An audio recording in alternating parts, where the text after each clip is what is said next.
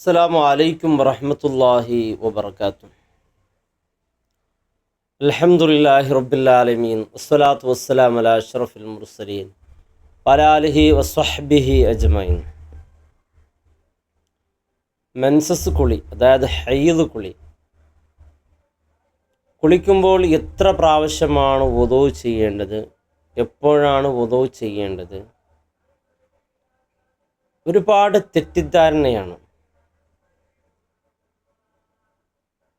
ചില ആളുകൾ ആദ്യം വുദൂഎടുത്ത് പിന്നെ കുളിച്ച് വീണ്ടും വുദൂഎടുത്ത് വീണ്ടും കുളിച്ച് പിന്നെ വുദൂഎടുക്കുന്ന, അങ്ങനെ 3 പ്രാവശ്യം വുദൂഎടുക്കുന്നവരുണ്ട്. ഈ ഹൈദ് എന്ന് പറയുമ്പോൾ നമ്മുടെ പെൺകുട്ടികളൊക്കെ മനസ്സിലാക്കി, പെൺകുട്ടികൾക്കും അതുപോലെ ഉമ്മമാരൊക്കെ മനസ്സിലാക്കി കൊടുക്കേണ്ട ഒരു വിഷയമാണ്. എത്രത്തോളം എന്ന് പറഞ്ഞാൽ ഹൈദിൻ്റെ കാലഘട്ടത്തിൽ അവർ കഴിച്ചതും വിരിച്ചതും പുതച്ചതും ഉപയോഗിച്ചതും എല്ലാം കഴുകി കഴുകി കഴുകി വൃത്തിയാക്കി പിന്നെ കുളിക്കാൻ സമയം കിട്ടാതെ പിറ്റേ ദിവസത്തേക്ക് കുളി മാറ്റുന്നവരും ഉണ്ട്. എങ്ങനെയാണ് കുളിക്കേണ്ടത്, എങ്ങനെയാണ് നിയ്യത്ത് വെക്കേണ്ടത്? ഈ കുളി എന്നുള്ളത് പരിശുദ്ധമായ ദീൻ വളരെ ചെറിയൊരു വിഷയമാണ്. വലിയ പുണ്യമുണ്ടെങ്കിലും ശുദ്ധി വലിയ ഇഷ്ടപ്പെടുന്നുണ്ടെങ്കിൽ ഒരുപാട് വസ്വാസാകുന്ന ഒരുപാട് ആളുകളുണ്ട്. ഹൈദ് എന്നുള്ളത് അഖല്ലുൽ ഹൈദിൻ്റെ ഏറ്റവും ചുരുങ്ങിയത് യൗമും വലൈല, ഒരു പകലാണ്, ഒരു ദിവസം. വഗാലിബുഹു, ഏകദേശം ഹൈദ് ഉണ്ടാകുന്നത് 6 വ 5 സബൂൻ, അതായത് 6-7 ദിവസം ഹൈദ് ഉണ്ടാകും. അക്സറു 15 യൗമൻ, 15 ദിവസമാണ് ഉണ്ടാകുന്നത്. ഇതാണ് വഅഖല്ലു തുഹൂറിൽ, 2 ഹൈദുകൾക്കിടയിലുള്ള ശുദ്ധി എന്നുള്ളത് 15 ദിവസമാണ്. അക്സർ എത്രയും ആവാം, അതാണ്. ഇനി രക്തം മുറിഞ്ഞ് എന്ന് മനസ്സിലായാൽ കുളിക്കുക എന്നുള്ളത് നിർബന്ധമാണ്. എപ്പോഴാണ് കുളിക്കേണ്ടത്? പെട്ടെന്ന് കുളിച്ചിരിക്കണം. ഇത് ഉടുത്തതും ഉപയോഗിച്ചതും ധരിച്ചതും എല്ലാം ഇങ്ങനെ കഴുകി കഴുകി വൃത്തിയാക്കി അന്നത്തെ നിസ്കാരവും പോയി. പിറ്റേ ദിവസമാണ് ഇവർ കുളിക്കുന്നത്. എൻ്റെ പ്രിയപ്പെട്ട സഹോദരന്മാർ മനസ്സിലാക്കണം. ഉപ്പമാരൊക്കെ ഈ വീഡിയോ കേൾക്കുന്നുണ്ടെങ്കിൽ സഹോദരിമാർക്ക് ഇതൊന്ന് എത്തിച്ചു കൊടുക്കണം. ഇതൊക്കെ പരിശുദ്ധമായ ദീനിൽ വലിയ ഒരു വിഷയമാണ്. ഒരിക്കലും അവഗണിച്ച് കാണാൻ പാടുള്ളതല്ല. കുളി എന്ന് പറയുമ്പോൾ നാം മനസ്സിലാക്കേണ്ടത് ഫുറൂദുഹു, അതിൻ്റെ ഫർള് ഇസ്നാനി, 2 മാത്രമാണ്. ഒരു 2 ഫർള് തീരലോടുകൂടി കുളി കഴിഞ്ഞു.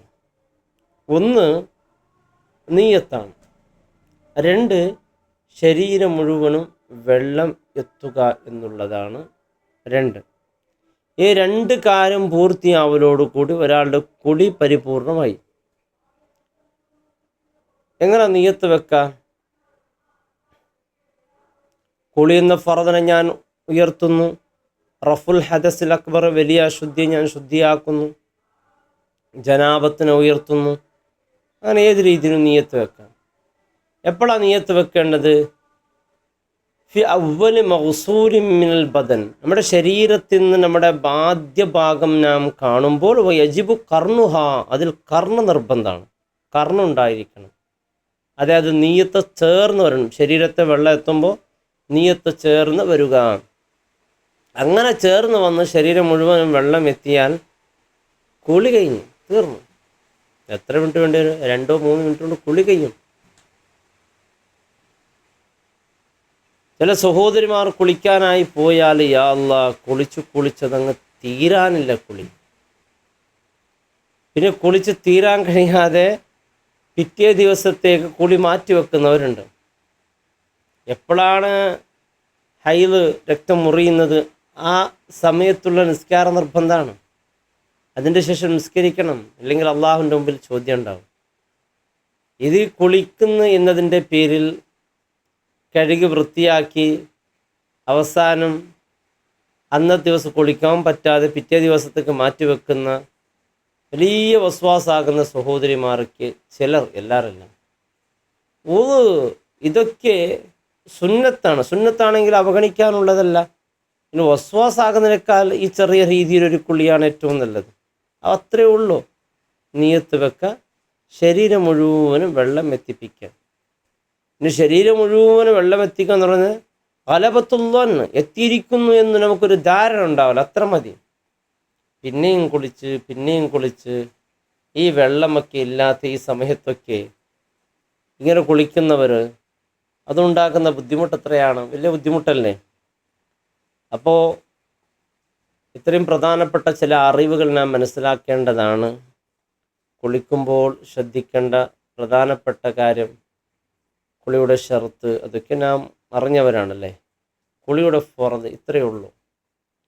ഒരുപാട് വിശ്വാസികളാകാതെ നമ്മുടെ പൊന്നുമക്കൾ, സഹോദരിമാർ നിസ്കാരങ്ങൾ ഖളായി പോകുന്ന രീതിയിൽ വല്ലാത്തൊരു കുളിയാകാൻ പാടില്ല. നിസ്കാരം അത് ഫർദാണ്, അത് നിർബന്ധമായി നിർവഹിക്കേണ്ടതാണ്.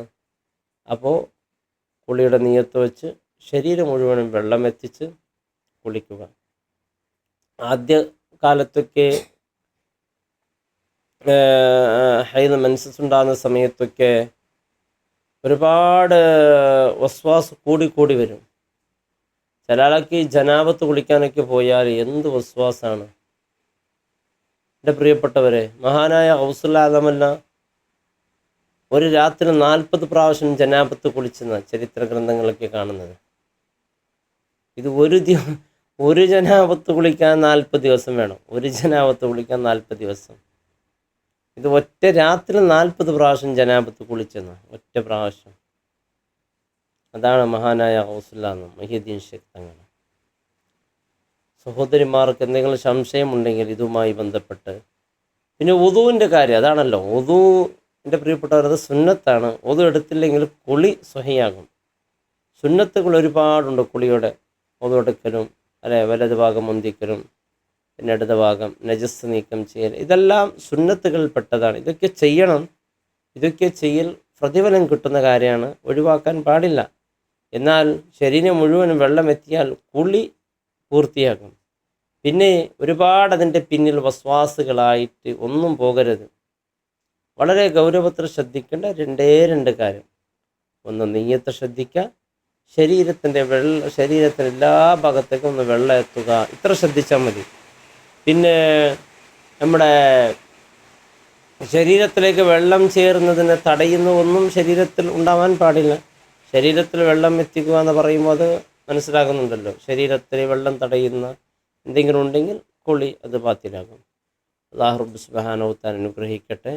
ഒരുപാട് വിശ്വാസികളായിട്ട് ഓതെടുത്ത് അവസാനം പുതച്ചതും എല്ലാം ഇങ്ങനെ ശുദ്ധിയാക്കി ഏതായാലും അന്നത്തെ എല്ലാ നിസ്കാരം നഷ്ടപ്പെടുന്ന ഒരവസ്ഥയിലേക്ക് പോകരുത്. നിസ്കാരം അതിൻ്റെ സമയത്ത് തന്നെ നിർവഹിക്കേണ്ടതാണ്. അതോടൊപ്പം നിസ്കാരം നിർബന്ധമാകും. അല്ലാഹു റബ്ബ് സുബ്ഹാനഹു വ തആല ദീനിയായ അറിവുകൾ ലജ്ജയില്ലാതെ തന്നെ പഠിക്കുന്ന മുത്തഖീങ്ങൾ അല്ലാഹു ഉൾപ്പെടുത്തട്ടെ. അസ്സലാമു അലൈക്കും വറഹ്മത്തുള്ളാഹി വബറകാതുഹു.